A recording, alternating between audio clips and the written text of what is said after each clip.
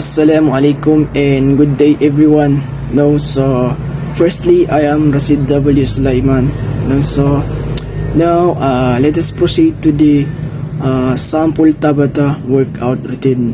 So ang sample Tabata workout routine is ito yung kumbaga high intensity interval training, which means it's HIIT. So ibig sabihin ito yung exercise na kung saan mabilis siya, so hindi siya mabagal, so kasi in short yung kanyang time,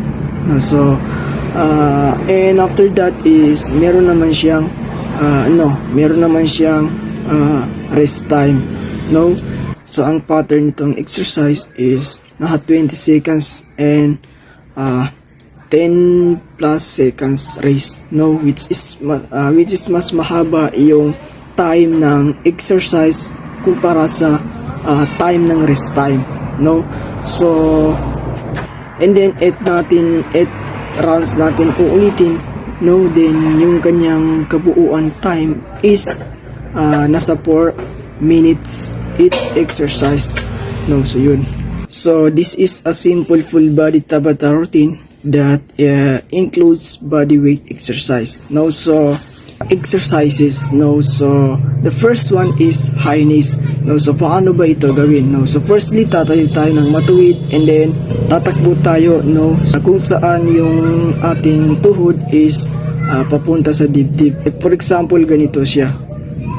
And then sa exercise na yan is meron nakatakdang oras, so sa each exercise is meron tayong 20 seconds exercises or di kaya 20 seconds time, 20 seconds time, and then meron naman 10 seconds rest time, so and after that uulitin lang siya hanggang sa 8 rounds, maabot natin 8 rounds, and then hanggang din sa maabot yung 4 minutes, And the second one is squats, so paano naman ito gawin? So ang squat is ito yung kumbaga tatayo tayo ng nagkahiwalay yung paa natin, kumbaga shoulder width, so and then yuyuko tayo pababa, na kung saan para tayong uupo sa upuan, and then after that is babalik naman tayo sa pagtayo, so yun. So ganun din yung kanyang time, so 20 seconds yung exercise and 10 seconds yung rest time, so until maabot natin yung 8 rounds, and then dapat ma-meet din yung 4 minutes na time, like for example ganito siya, so the third one is push-ups, so paano naman ito gawin, so ibig sabihin push-ups is so pat your arm to floor, so and then straight natin yung ating katawan, so siguro marunong din naman tayo mag push up, so alam nyo rin yan kasi normal na sa atin yung pag push up, so like for example ganito siya, same din sila ng time, kagaya ng nasa number 1, number 2, so same din sila ng oras. The last one is mountain climbers, so paano naman ito gawin yung mountain climbers?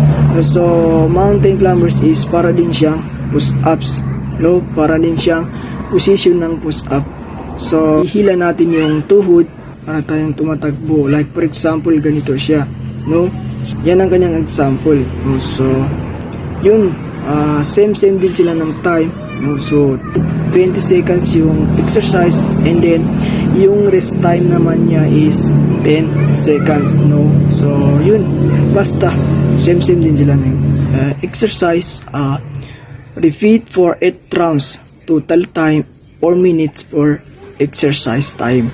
Ito yung sabi ko kanina. So now let us proceed to the instructions, so perform each exercise as hard as you can for 20 seconds. Then take a 10 seconds rest before moving to the next exercise.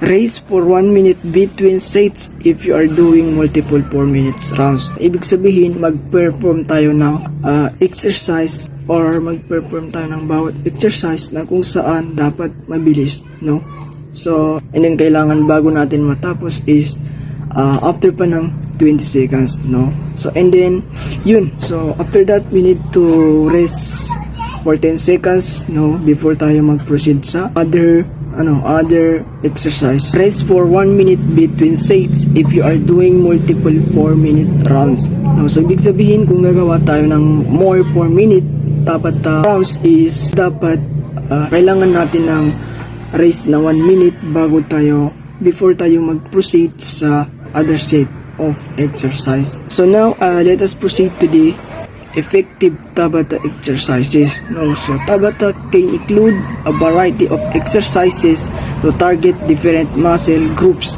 So now, let us proceed to the Tabata exercises.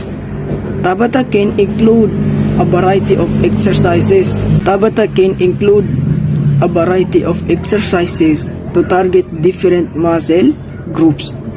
So, ibig sabihin, ito yung mga exercise na kung saan pwede natin gamitin sa workout, Tabata workout, no? So, para mapalakas natin yung differentiate as parts of the body natin, no? So, the number one is